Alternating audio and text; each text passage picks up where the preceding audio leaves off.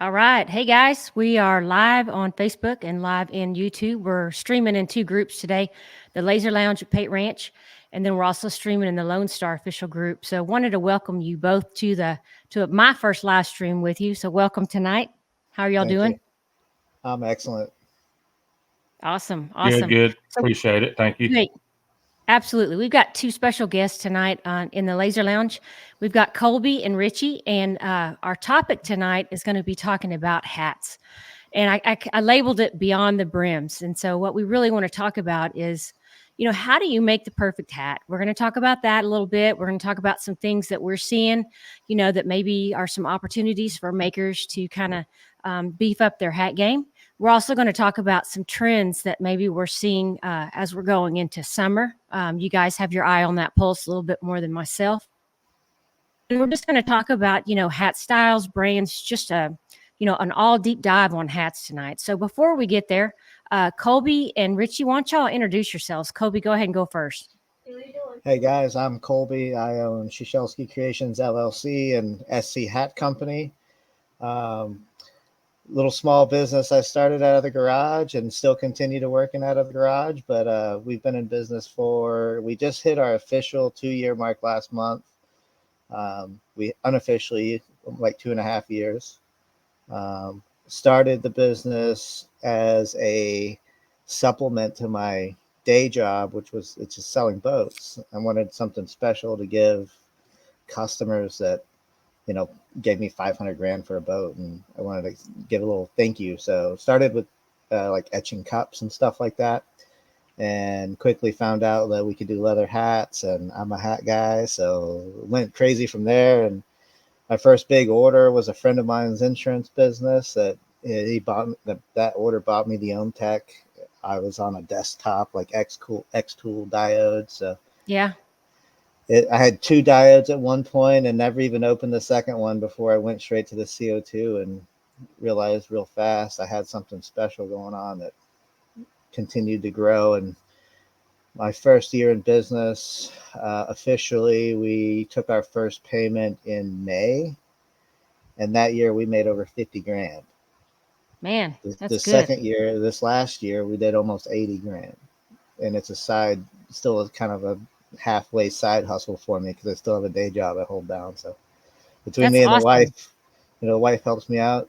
She doesn't really like messing with the laser except for when I'm gone. So she helps. But yeah, it's been cool. We've been craft shows and stuff like that to get our name out. But it grew fast. So definitely something, I learned a lot. And if I've, anything I say today, I've been there, I've done that, I've learned, and I look back on my first hat I ever made, and I go, "Golly, I made that," you know. That's awesome. Thank you for that intro, Colby. What about you, Richie? Give us a little background on you, what you do. Yeah, so I'm Richie. I'm a full-time firefighter by day. Um, Kind of to go off with Colby, I started doing the hats actually like dead in the middle of COVID. So Hmm. I'm actually a full-time firefighter, like I said, and I own a power washer business. That is like my main side business. And then COVID hit, that kind of slowed down a little bit, and I'm a busy bee kind of guy, and it was over the winter time, it was like November-ish. I was on TikTok of all places, and I saw somebody banging out a leather patch hat, and I was like, I think I could probably figure this out. And so I just dove in, started doing some research, and a dude was selling a Ohm Tech laser about 2 hours from me. I went and picked it up from him, set it all up, and kind of spent another 2 months just learning, figuring out.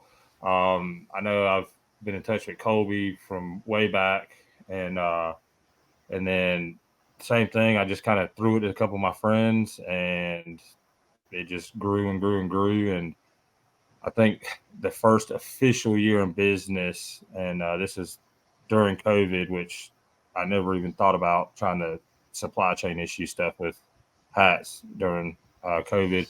I think my Uh, first official year, I banged out about 35 grand in hats, and this year I haven't even checked honestly, but I know I've surpassed that by a good amount.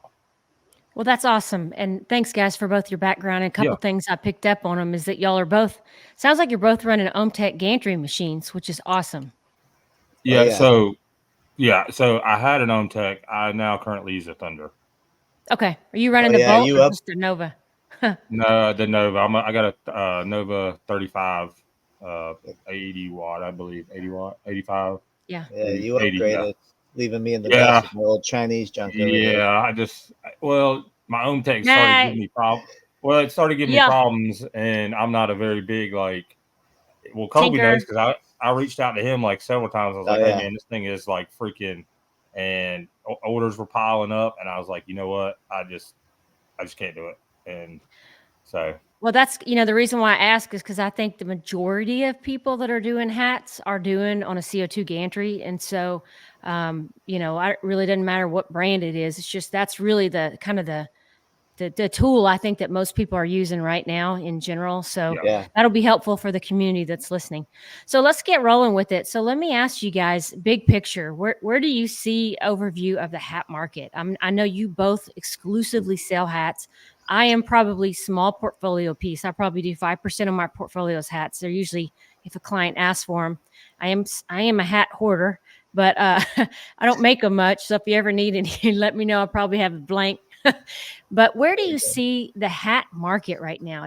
To me, it feels like there's a lot of people in it and making a lot of money. So, Richie, go ahead and go first.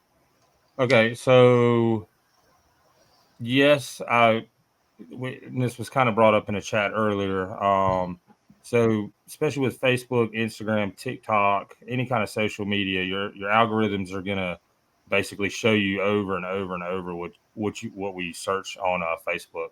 Now, yes, Yeah. I believe once I got into this market, I thought I was kind of out here by myself where I'm at, and then like just the more I'm around, it seems like there's somebody either jumping on the trend, somebody's making hats. But then again, I feel like we kind of get stuck in an echo chamber almost, with the algorithm. So it's like every time I bring up Instagram, every time I bring, especially Instagram or Facebook, there's always a new ad for a new hat company.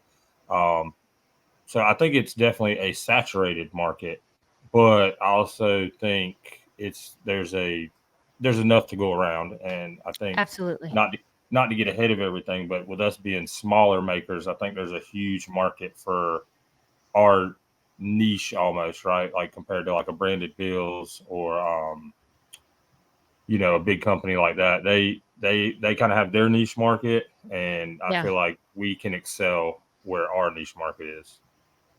What about you, Colby? What I do you think think it's the going to trend is, be like the it, overview? it's definitely a long-term thing because most of my clients, I really don't focus on the retail side. Yeah. I'm more of that big order wholesale side stuff. The few shows I go to, I sell a couple of retail hats for, but 95% of my business is business to business wholesale stuff. Yeah. And the companies that order this stuff a lot and often. I got guys that are on a quarterly plan. I got guys that are once a month hitting me up for more stuff. Guys that are biannual sometimes too. So, and That's a good perspective. I like it's a that, hearing that. giveaway. Yeah, Yeah. it's a giveaway thing for their business. It's a tax write-off for them. It's branding, it's swag, whatever you want to call it. Um, like for me, my day job example, I give a guy a hat with his boat name on it. He Yeah. loved it, right? Yeah. You guy gets a big order from you. You throw one in for free, or insurance companies. I got a guy that does boat insurance, buys from me. For every client he writes a boat deal on, that's a couple of grand, if not 20, 30, 40 grand a year, depending on the boat. He throws the guy a couple of hats with his logo on. That guy wears it all the time. It's Yeah. just branding. So Marketing for them. yeah, it's Yeah. just all marketing stuff. So you get in front of the right people with that, or even past that, companies and employee uniforms. They're decking their crew out with hats that have their company name on it, just like they would wrap a car or wrap a truck with the business name on it. So that is definitely a more sustainable market, I think, for what I'm doing. Yeah, I like that because it sounds like both of you kind of have, and I'm not sure if you're mainly direct to consumer. Richie sounds like maybe you are, maybe, and Colby's more B2B. So it's kind of Yeah. nice to see a little bit of that different flavor. Yeah. Yes. Yeah. So Yeah. What Kobe's doing is one of my goals this year is to kind of get something like that rolling. And I have a couple businesses. There's a couple breweries that same thing. They order hats probably like every 3 months by about 100, 150 Mhm. hats at a time. We're all only one TikTok viral video away from being rich too. You know, that's the Yeah. Yeah. That's exactly right. Well, so let me ask you guys a question. So I tinker around in hats a little bit, enough to kind of see what's going on. I'm not expert in the trends, but I see a little bit of some things just because I'm keeping up, especially in the Lone Star group. But let's talk about hat styles and brands. From my perspective, I feel like I need to carry for sure the Richardson 112s in my shop. And I know there's Mhm. 115 and some other ones that are popular. Mhm. And then you have some people say, yeah, but the Yopongs, they fit heads better, or some guys like that. So let's talk about that a little bit, because there may be some people out there that are like, I'm not sure what I should bring to market. Should I get a sampling, or is there, if I go with the Yeah. 112s, am I pretty safe? So Colby, why don't you start us off on that one? So I've got a real professional fitment take on that. I Okay. used to work at a motorcycle dealership way back in the day. And when we would fit guys for helmets, there's two basic head shapes. You've got a long oval head, and then you have a round or a medium oval. It's long oval and medium oval is the term for it. And the Yupong versus Richardson debate will depend on that customer's fitment. A Richardson 112 does not fit my head. It actually gives me a hot spot right in the middle of my forehead because I have a long oval dome shape, and the Yupong fits that sizing better. So I found quality control and consistency. I always prefer the YP. Mm-hmm. Just in my personal, like what's on my shelf, I've got way more YPs than I do Richardson's, and also they're like $1 a hat cheaper.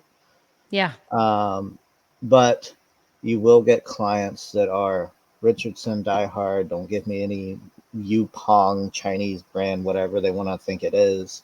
They're all made in Thailand or Bangladesh anyway, so it doesn't matter. Yeah. But the Richardson definitely won the marketing side of these trucker hats. And then I've got, obviously I've got my own brand that I push pretty hard. Yeah. It's like a high end offering. They're way more expensive retail but my cost is not that much more. Sure. Sure. Is that what Maybe you're wearing right double. now? Is your Yeah, brand? that's what I got on right now. I like those. Those are nice hats. Yeah. They're like fully mesh. They don't have that plastic stuff, and then I got branding all inside of them. So pretty cool stuff. Um, but it's definitely a higher end hat for a higher end client, and not everybody wants to pay that kind of money for one. But Sure. it if you get a guy that's like, oh, I like melon or whatever, or branded bills. I mean, even my prices with them compete with branded bills too. So but yeah, so I've got 3 offerings on my shelf at any given point. I've got Richardson's. I carry the 112s and the 168s because the flat bill like this style. Yep. With the YPs, I carry the 6606, which is the standard 6-panel, and then the 6006, which is like the pinch top flat brim 5-panel. Okay. I found that those don't move as much these days, but they were popular for me in the beginning. I try to keep a mix of like pretty neutral colors, blacks, grays, light grays. Yeah. I don't really keep a bunch of neon stuff on here. Green classic camo stays pretty popular.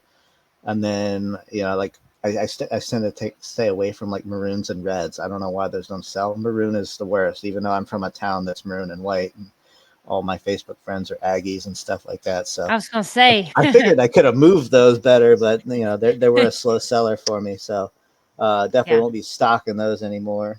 But yeah, What about you? it's all preference on the brand. But Sure. What about you, Richie? What are you seeing in demand from your clients? So, kind of to kick off what Colby said, yes, the Richardson 112s are kind of the go-to in my hierarchy of hats. I like the Yupungs personally. They fit my head good. I like them. I think they're better hats in general. I like Pacific brand hats. And then Richardson would probably be personally for me like the last resort hat that I would wear. But as far as all that goes, I kind of do the same as Colby. I kind of got a little carried away during COVID when I was having order issues. So when I was ordering hats, I was ordering them by the 24s, the 48s, and then I didn't want to tell anybody no. So I would end up ordering, like if I look on the shelf, I've got some random Richardson colors that I have like 30 of because somebody wanted 2 of them, which is terrible Yeah. business practice. It's terrible business practice. I've been there. That's why I had that Let It You Go know, page. It's but terrible it was about like it. one of You those want things. the free shipping. Yeah, but yeah, exactly. It's like, okay, this dude just ordered 2 hats from me at $28 a hat, but I'm about to have to spend, at the $200 time, to get free shipping. yeah, and so it was terrible. So I have a surplus, and me and Colby were talking about it earlier. I think I'm actually trying to work my way through my inventory, and then I'll probably just carry very limited stuff. Just now that the supply chain's open back up, and I can order hats and have them to my door. In I 4 or got 5 into days. that bad with COVID, man. When hats weren't available, you couldn't get like Heather Mhm. Gray anymore. I Mhm. dumped 20 grand into just inventory of hats sitting on my shelf. Yeah. I'm still blowing It through was some of it. crazy. I still I like remember when you couldn't get hats at all from Richardson. They were backed up and people were that like, Yeah, and that was so bad. yeah, it's crazy. but yeah, so for me, 112s are obviously Okay. probably like anywhere in the country. That's going to be like your go-to. But I think, like Colby said, they just have a really good stranglehold on branding, marketing. Mhm. They're behind on a lot of trends. If you guys have noticed, I don't know how close you guys look at Richardson stuff, but like the performance hats, the duck camo hats, that kind of stuff, they're just now rolling into that stuff. And Yeah. I've been selling duck camo hats from a lady that I ordered them from for a year, and they're just That's now good to getting on know. that. Yeah. Yeah, Yeah. you guys have the pulse on that maybe I wouldn't. So we got our Yeah. first question here. Any preferred brand for golf style hats? See any Imperials or something like that being sought after? I'm biased. I've got my brand.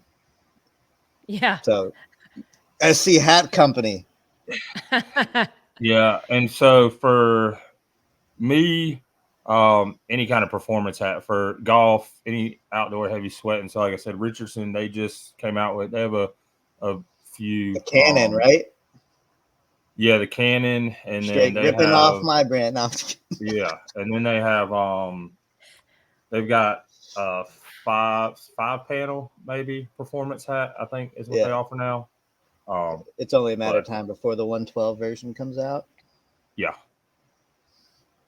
Yeah, but that yeah, Yeah. Canon's interesting. I wanted to order some and put them in my cart just to have them to compare against what I've got, but they're $8 or $9, whatever. Pretty much the same for what I get them for. But I they're would pretty nice. say the biggest takeaway on this for you guys: buy brand name hats. I know you can get like no name Amazon specials for $3 a hat or whatever. Spend $5.75 for a Richardson. Yeah. Charge Is that more what they're for going it. for about now? Is about Yeah, I $6. think like if you go to like the wholesale sites or whatever, you can get them for like Yeah. I think Richardson's are up to 5, maybe 80 now. They keep Okay. Yeah, nickel and diming us up and up and up. They used to be 525 or whatever when COVID yeah, started. Now they're they're 580. yeah, and they just instituted that whole map pricing thing. Um, Yeah. so that's I gonna agree probably with y'all. that. Getting good quality blanks, I think it makes a big difference, and so I think that's great recommendation to get name brands and just go ahead and spend I the money. must have missed the map price thing.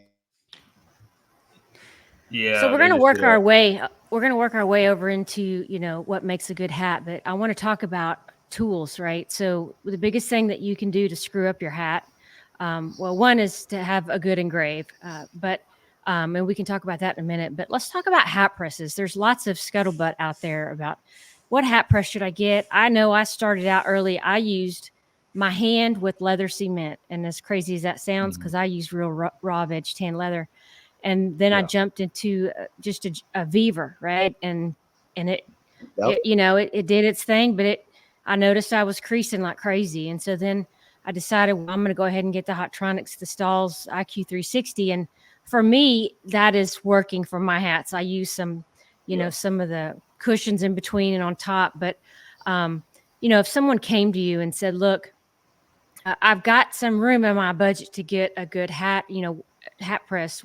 What advice would you give somebody, that's looking to get into the game? Buy once, cry once. I'll tell you, starting out, I started for an entire year with $129 Amazon special Vever. And I can tell you, I never had a creasing issue because I was super conscious of what I was doing and setting it up.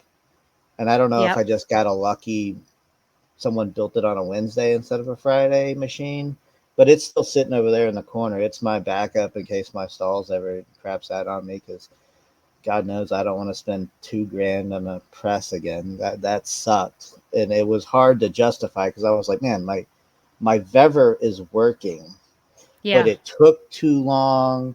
I would have to double press, and then I'd have to ghetto rig it with like one of these bunched up with a zip tie in the middle of it to get all the empty dead space out. So it just felt crummy. And then what I ended up finding out was on that platen, the bottom that it sits on, I use Fibings leather cement glue. That's what I've used. It's worked. I've never had a complaint in 2.5 years. So I'm going to just continue to go that route. And love Lone Star. It's a great product. I use it on all my acrylics. But the leather thing, I don't fix what's not broken. I always had good luck with that Fibings leather cement as well. Yeah, it's good stuff. And if I run out, I can run down to Hobby Lobby and grab a bottle for $8 or whatever. So it's easy to get. I don't have to wait on shipping, and it just works. But I have seen with some the people. Vever, with the Vever, it would moisture. It would put moisture on the back side of that rubber pad, and so I just have to wipe it clean. Yeah, and that's probably why a lot of people maybe have problems with the Vever, is they're not wiping that moisture out. It's not adhering properly. I don't know. Buy the Stahls though. If you're gonna do it and you're gonna do it big and you're gonna make this a business instead of just making a hat for yourself, the Stahls is worth every penny. I have not played with the branding iron. I have no experience with that machine. It looks nice. I've definitely considered buying one as a second machine. I can't speak on it. Yeah. What about you, Richie? What recommendations do you have on hat presses? So I started out with, I think I had bought a Viver initially. And I was having creasing issues. It was just a pain. And so then I actually found on eBay an old school Hotronics, just top platen hat press, and it was night and day better. Like the pads and everything were more built for pressing hats. Like that was its only job. It wasn't like a 5-in-1 press or anything like that. So and it did well, and I actually still have it. It's on the shelf. It's my backup. But I initially, I generally find there's two types of people when it comes to like running businesses and how they do it. Like, and I get it. Like, people have budgets. They don't want to blow money, or they just don't have money. I generally kind of put myself in a position to just try to reinvest into my business and make it better. I mean, like Colby can tell you, like when I had the Viver and the Hotronics, I don't even know what gen it is. It's pretty old. It's probably old as I am. And but I bought the Hotronics probably within a year of me doing the hats, and it was kind of one of those decisions where I was like, hey, this thing looks like it's the bee's knees. It does all this. it's set up to make hats. That's its only job, is A to make hats. production hat press. Yeah. Correct. And and I just kind of had to. To me, time is money, right? Like, I know most everybody probably on this live, they all have full-time jobs, they have kids, they have busy lives, right? So I didn't want to sit out here at night, some nights till 3 a.m, trying to press, repress, worry about, I was having issues with it not pressing all the way down. And so finally I was just like, you know what, let me just buy this. And it's, for me, it's been a night and day. It's probably one of the better investments I've made. I think I went through like three hat presses. I probably spent a combined of $2,000 on 3, 4, Just tell you 5 got the hat right one. presses. Yeah. Yeah, and so I was like, well, shit, man, I wish I'd have done this, from the get go. But you don't know what you don't know, kind of You thing. don't know. Yeah. Yeah. But I'm a proponent of, you have to have a conversation with yourself, like, hey, do I want to make a run at this? And like, hey, I want to make hats. I want to make good hats. And I'm not saying you can't do it with viewers. I'm not saying you have to have a thunder. I'm not saying any of that by no means. But there is to me, a huge pivotal moment where you're like, okay, do I want to like legitimately do this, make some decent money at it, be efficient with it, and then you got to start reinvesting into the proper equipment, right? And then you're No, just going to get better absolutely. results, in my Agree opinion. with Yeah. that. You, Totally you agree with use that. you use the term, do you want to be an amateur versus a professional? What would a professional Yeah. do? A professional would buy the good equipment. Yeah. Right. So, so now we've talked a little bit about the equipment. Let's get into the meat of really what I want to talk to you guys about. And that's, let's put on you are looking at people's hats that they show pictures of online, TikTok, Facebook, whatever it is. Let's give some good constructive feedback on what other makers can take from this conversation today into their shops and make their hats better. So, Colby, what are you seeing? What helpful things can other makers do? And some of it could be simple and some of it could be more complex, but just give us a Yeah. brain dump of what you see. So I got a couple of guys that text me back and forth, and we all make hats, and that's all we do. And you can't help it. You see some on the internet, you're just like, ooh, all right. My biggest takeaway is, before you release a product to a customer that you've made, you have to pretend that this is your very first impression and that you're trying to land the biggest job of your life with this one $7 investment that you're about to give out. So if it's not perfect, go back to the drawing board, make it perfect, dial in your settings. I can't tell you how many hours I have on this tech over here trying to dial in the perfect setting, because I did it today on some of the new leather I was working with, the gray. This was run number 1, and it just was like, man, was it dark enough? No, run it again. Yeah. Run a higher PSI or whatever, turn your Yeah. power up, whatever it is. Like, dial it in to where the engraving is clean and crisp. Know your machine.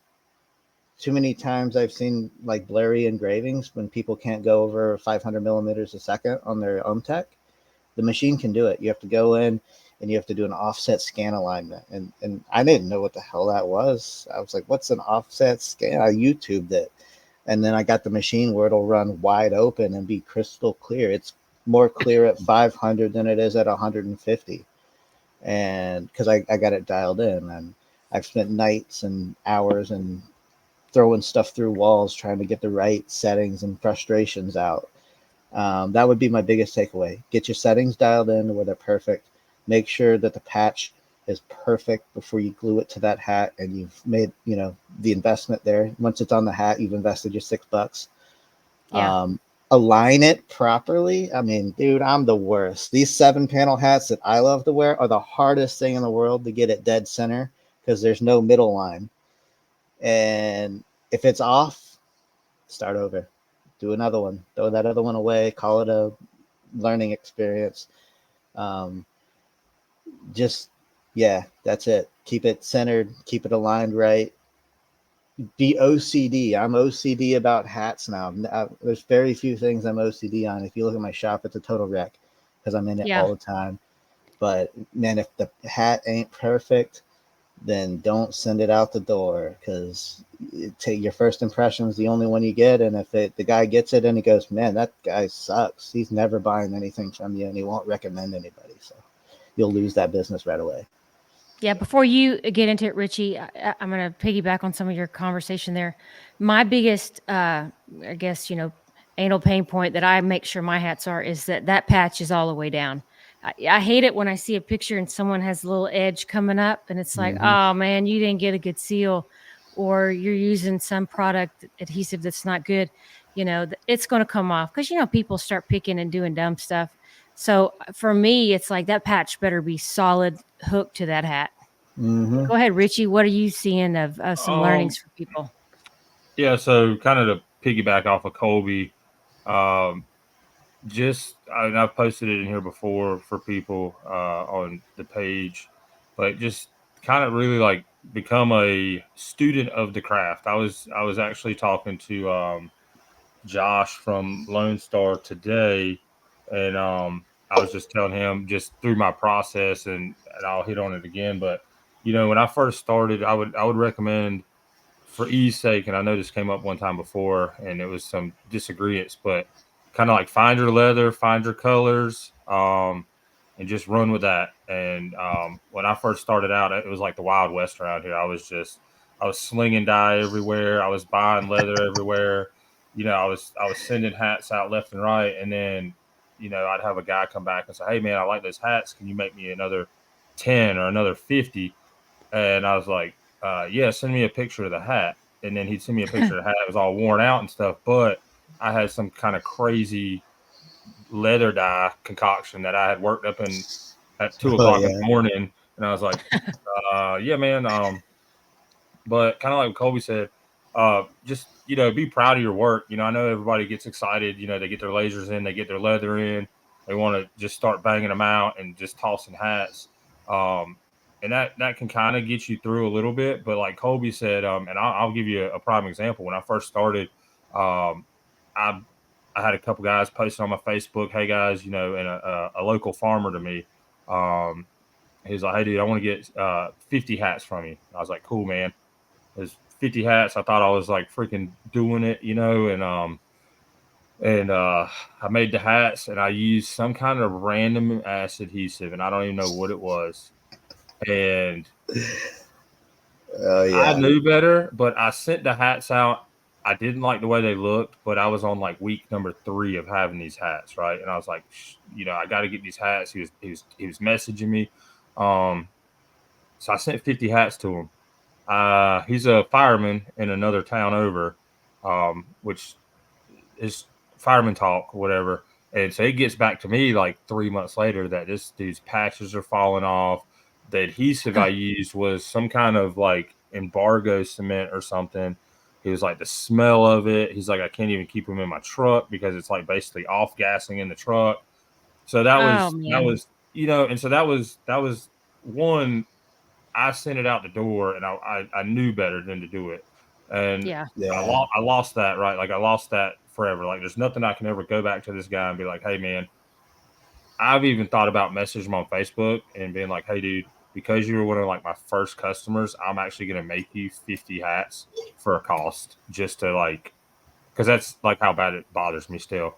Dude, I went through a ton of different adhesives before I found stuff that worked. Like Colby said, there's like you make sure you do your due diligence, put your time in, figure out what works for you, and then put something out there that you're happy with, you're proud with, and that's been tested. I mean, you kind of look behind me. That's a whole wall of shame of patches. Like that's just bad engraves, bad stuff. I have a box sitting beside me. Like I was telling Josh, I threw away 70 patches the other day because one, I wasn't paying attention and I freaking was like moving around in light burn and a piece of the logo got gone. And then I ran it and walked away from it, and 70 patches. You didn't notice it. Oh yeah. Yeah. But I still throw hats away. Yeah. I mean, like right here, this is a hat that I pressed. And you can't, it's hard to see, but this hat ended up costing me like $50 because I ordered 2 of them for the guy in an order. And this hat, I didn't get it centered. And I was like, I looked at it and I was like, I can't do it. So I ended up having to order one more hat at cost plus shipping plus small whatever order fee. And but it's just one of those things, you, like Colby said, you only get one chance for some of these people, right? Like, and some of these people are going to take chances on you and like, hey, I want to support small business. And then if you send some junk out, you know, that ship has sailed. And then that guy's going to talk to that guy and he's going to be like, dude, don't order hats from this guy. We just wasted $500. And you know, it's a big ripple effect. And I'll say this, you know, I love wearing hats. I'm a big hat wearer. But dudes and hats is a whole nother freaking game, man. I mean, guys are like, it's like girls with those damn Stanleys or purses or something. I mean, guys, I remember being at a show, the Troubadour Festival, and I was a vendor there. And some guy walked past my booth and had a kick-ass hat, and another guy stopped him and said, "Man, where did you get that hat?" I mean, it was like you could just see guys love hats, you know. And to your point, you know, they don't want to wear something that doesn't represent their vibe or look good. So spot on, man. If you're going to do hats, you need to up your game. It's not like you can have a little crooked letter on a little bitty janky sign that, you know, or a little bit of the font is a little funky, a little thin on a cutting board. To me, the hat game is a whole different ball game. I mean, because the eyes and the competition is so much higher, in my opinion. And it's not just the blank. The hat's got to be a great quality hat. The color has to be good. The patch, it needs to complement the color. Some of those people out there are getting crazy with some colors and stuff, and some people may like it, but you know, so let's talk about that. Like, do y'all like leather, leatherette, the duets? Like, what are you seeing is the big thing that people are buying right now? I have never ordered a sheet of leatherette in my entire business ever. Me either. No offense to anybody that sells leatherette. Josh, love you guys. You're doing great work. Keep doing what you're doing. I'm a leather guy. Like I think the leatherette it's definitely cheaper, and you can get your prices down for your wholesale. But I aim to shoot at a high end product, and to piggyback on that, again, be the professional. Order the nice leather. I mean, this leather right here that's on this hat, a hide is $300. I could get the same color for $90 on a whole hide, and it's chrome tanned, and it's dirty when I engrave it, and it's dirty when it cuts, and you touch the edge of it, and you have a black mark on your hand. You can't, with this veg tan stuff, it's clean. It cuts at a lower power. It engraves at a lower power. It cuts faster. So time is money. Instead of running 2 passes, I can run a single pass twice as fast on the veg tan stuff. So I've done a lot of chrome tan leather, and a lot of people talk that chrome tan's not safe. We've seen the video. There's video out there about it, how that's changed, and chrome tan is safe. It is dirty though. It's dirty on your lens. It's dirty on your laser. It's dirty in the environment. It smells worse. I'm switching completely away from chrome tan as of right now. Those leather samples I got in earlier today that I passed with, that was the coffin and the nail for chrome tan. For me, it's all veg tan from here, and that's an expensive hide, but I'm willing to pay the extra. I might have to adjust my premiums a little bit when I sell these things, a couple of bucks here or there, whatever, but I broke it down. This patch is 79 cents. 79 cents versus 30 cents for chrome tan. It cost me an extra 40 cents to make a much higher quality product. I'm putting it on a hat that I'm retailing for $45. Yeah. And I know there's some, you know, going around in the groups of the leatherette with foam, without foam. It does certain things. You got to know what you're doing if you're going to order it. And so it just takes, you know, that rollout. What about the duets? Are you rolling with any of that stuff or no? I've probably sold over 400 hats with duets this year. Yeah. I think it's a cool product. I like it a lot. It's another level, because you always get the guy that's like, you've had 3 main streams of hats. You've had embroidery, you've had leather, and you've had the PVC style patches. Yep. None of us can make PVC style patches in our home. You got to build a mold and know what the heck you're doing with that. And an embroidery machine, for a single head embroidery machine for a good one's $15,000. I'm not about to do that. Embroidery's out for me. I'll sub that out if I have to.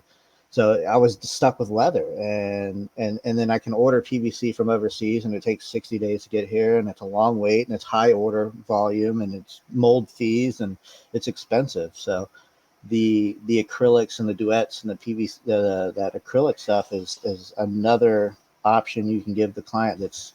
They don't have to order 100 hats.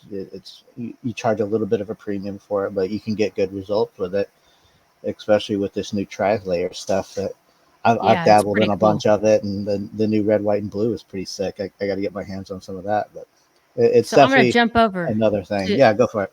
I'm going to jump over to Richie, but I want to follow up one question that's came in for Colby. Yeah. Are you stitching, or are you just using an adhesive for your leather? Is that for me? It looks like it's for both of y'all, but you answer it Okay. and jump over to I Richie. only use adhesive. I don't do any stitching. So, Richie, do you do Yes, ma'am. stitching, or are you just adhesive? I have hand stitched some hats for a Yeah. customer.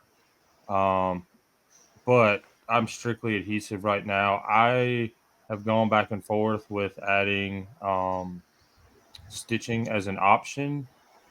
I won't say never will I do it, because you obviously, like, I just had a lady call me the other day to place an order, but she was like bound and determined. She's like, they got to be stitched on. Like, that's the owner of the company's like requirement. So I tried to give her the whole rundown, like, hey, I'm sure it's because of bad hats in the past, yada yada yada. It's like, I guarantee my hats, through normal wear and tear. I was like, I promise you, it's good, but it's just, they want it stitched, so it's not something I offer right now. I'm thinking about offering it, but from a business It's another standpoint, tool, man, that you got to learn. Believe it me, I know. is. I It's bought one. I another. hadn't done jack with it. I know I've talked junk to you for a long time, Come, but it's like come learn mine. for the stitching. Again, it's something I'll probably offer maybe at some point, but one, I don't have the bandwidth for it. I don't have the time to learn it. I really don't have the space for it. And then from a business side, I don't know. I'd have to do some more research with other companies that do offer it, because there's a ginormous leather patch hat company in Raleigh where I live. They're Yeah. actually called Leather Patch Hats, if you guys ever go to their Uh-huh. website.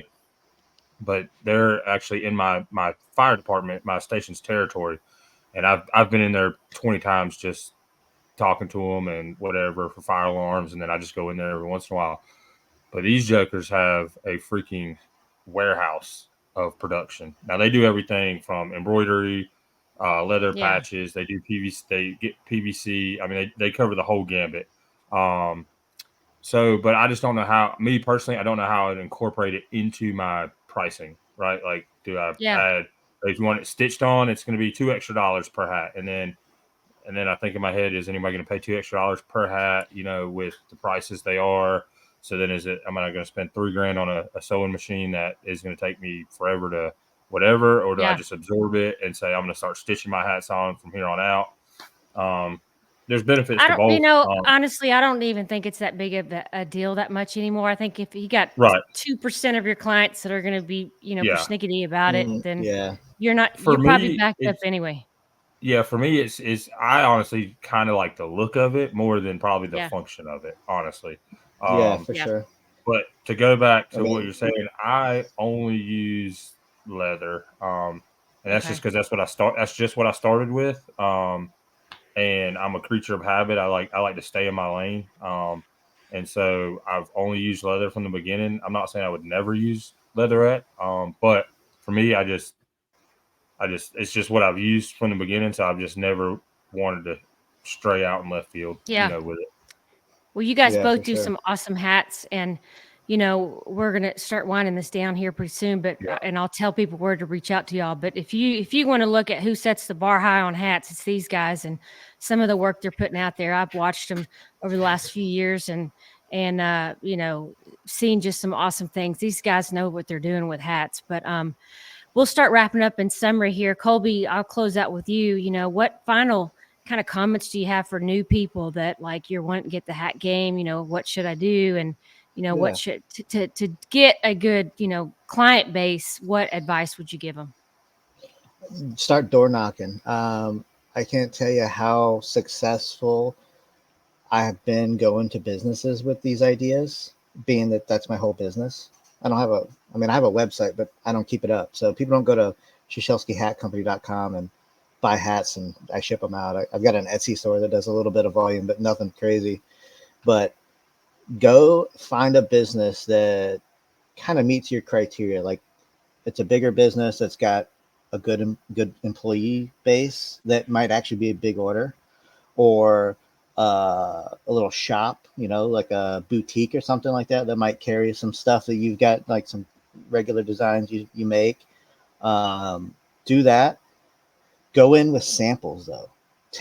Google the business, find their logo on Google Images, make them a sample, 2 samples, put a cup in there, put a bar key in there, make a cutting board, take them a box of stuff and just give it to them and call it marketing, write it off, and watch how successful you become doing that. I walked into this company called Hog Technologies.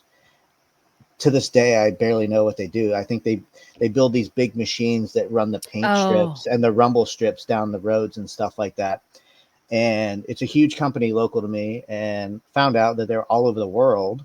I walk in with a sample hat that I just made, and from the Google logo that I got from them, I got a meeting with the marketing director on it. That's how big of a company it was. Her and her boss sat down. I brought a plethora of hats with me on the second meeting and kind of what I had to offer. And then ended up being a company that I'm going to make 15 grand a year on because of their repeat order. They did a huge order, their first one. And they're like, this is for one business career day that we're going to do. And we're going to do 6 of these a year. So you're going to get a ton of order. So that's one awesome order, I think I got like 6 grand just for walking in their door. I walked in and they had a shelf full of hats and shirts, and I'm like, oh, okay, yeah, these guys, they spend money on their company. So it was killer. So that was a good one. And little boutiques and stuff like that, they 20, 30 hats at a time, whatever, twice a week, twice a month, maybe.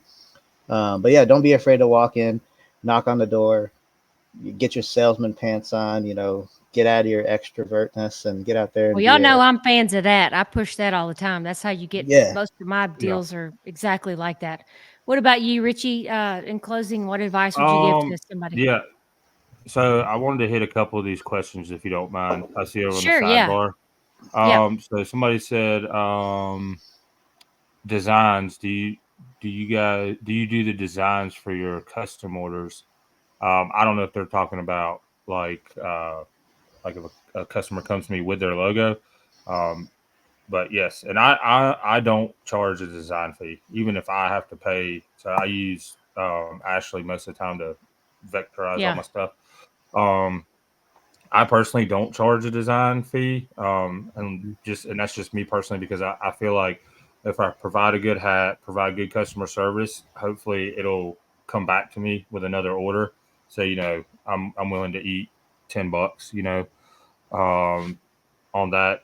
And somebody said rain is the biggest worry. Do you seal leather? I seal it either with Resolene or I have some leather balm that I'll put on there to finish it off. Resolene, you got to be careful. Sometimes it can alter the look of the patch, especially if you dye it. If you dye leather, it'll kind of alter it sometimes.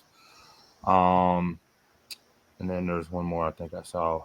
I got one to add to that sealing. I've got a super secret thing I don't tell everybody. Let me grab the can real quick. I'll show it to you. But I've been using a little bit of saddle lac, but if you're dyeing leather, saddle lac acts funny on it, right? So yeah, I found that out the hard way. But that comes back to just like doing your due diligence, This is my super secret that I don't tell anybody. Is that satin? Yep. That's good to know. I'll use that. A couple of quick layers of that on there, and comes water repellent and UV repellent, and it worked really, really well. And being that my hats are waterproof, I like to show that off. So I like to, spritz them with water, and the leather holds up. I own a boat. I live in Florida, so I'm in the salt water all the time. My boat hat has been submerged in salt water 30, 40 times, and the patch never shrank, never came off. The adhesives held up. So another testament to the adhesive there. It's badass stuff. That's And a good then tip. Thanks, man. the other question I saw was somebody said something about dang it, I just had it in here. It was something about going to shows. Do you bring Oh, yeah, yeah, yeah, yeah, yeah. pre-pressed Let or me pressing find it. there? Oh yeah, that's Um, good. I think that's a personal preference. I've never done like Colby and like pressed on site. And that's just because most of the time I'm a one-man show, so I can't like do both. But I've brought pre-designs made that are just kind of run of the mill, like, I'm in North Carolina, so anything like farming, hunting, Americana kind of stuff. But I kind of take the approach like I'm only going to make 20 or 30 hats. And then if I sell out, I sell out. Because I did a trade show last year for a guy, and I think I still have like 50 hats with a personal like logo from that trade show, right? So those hats are forever sitting in a box, and I can't do anything with them. I'd like to But piggyback on that one when you're done too. yeah, go ahead. I'm the opposite. I go to the trade shows with no pre-made. Well, okay. My first show, I went with only pre-made hats, and I still have 20 or 30 of those hats on my shelf that are just costing me money that I'm just like giveaway when I go to these shows now. So then I had this idea of this hat bar, a customizable do-it-yourself type thing where it requires power or a generator. I take my Hotronics with me and I set it up in the corner, and I just bring a shit ton of blank hats. And the first show I ever did this in was the Outdoor Expo down in West Palm Beach. It's kind of like a hunting gun, shirt, clothes, fishing, and then we were there for a boat dealership too. So I made my wife work the hat booth while I was working the boat booth. And the boat booth, I'm sitting over there like da da da da, like man, this just sucks for a boat show. And my wife is over there with a line around the corner, just cranking hats. I'm like, hey boss, I'm gonna go work my booth because I'm not making any money selling boats here. So I'm gonna go help my wife make me 10 grand in a week. And the hat bar went crazy. I didn't have any leftover inventory. I mean, the worst I did was I burned up a bunch of leather on patches that I'd eventually sell, or throw away, whatever. You're talking a couple of bucks versus burning all your hat inventory with 50 pre-mades that it always worked for me where it's like, hey man, that one with camo. Well, dude, I made 3 of those and I sold out already. Oh, well, that's the only one I wanted. Well, I got gray and I got black and I got blue. No, I wanted the camo one. So I went to straight pre-made patches with the press at the show, and it killed it for me. That West Palm show, I made like 6 grand in 4 days or 3 days or whatever. We got one big repeat customer that was a business. I've made more money with the businesses that are at those shows than the actual retail clients. At the show, somebody ordered 100 hats. So we went home that night and made 100 hats on the laser with their business logo, brought it to the show, gave it to them, and they were giving them out at the show. Oh my gosh. So that was crazy. But then that company ends up ordering 3 or 4 more times from me to replenish their inventory. So don't be afraid to take other businesses down and walk around. I killed it at that show. Between those guys and a South Florida Armory company, that was a gun store there, I ended up doing a little horse trading. There's a SIG I wanted, and so they were like, hey, make us some hats, we'll trade you equal value for a SIG. I ended up with a 3-band spear gun for the boat for a dive company. I'm like, all right, we got a bunch of cool free stuff too out of it. But you made me think about that killing it. When you're talking about that. People often forget about going to construction companies and going in there and say, hey, do y'all need any merch? I mean, people don't normally just think to go to, some of those crane companies and some others. Those people got money too, You don't have to be your best business client isn't the one that's reselling this stuff either. The resale shops want to whack you and make 150% margin, while we get to make 10. Screw that. I really don't mess with those guys. The best clients are the ones that are giving it to their employees. because now it's a uniform and they're not trying to make money off of it.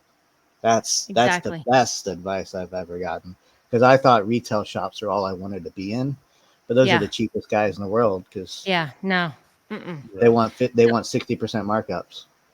Yeah. So this person's asking, where's a good place to source leather from? I use any of the big leather places: Weaver, Tandy, Buckle Guy. Yeah. My biggest take out of that is find a couple of colors you like that are dyes that you like, and stick with it. I've switched leathers a few times, and it's always to better the quality of the product.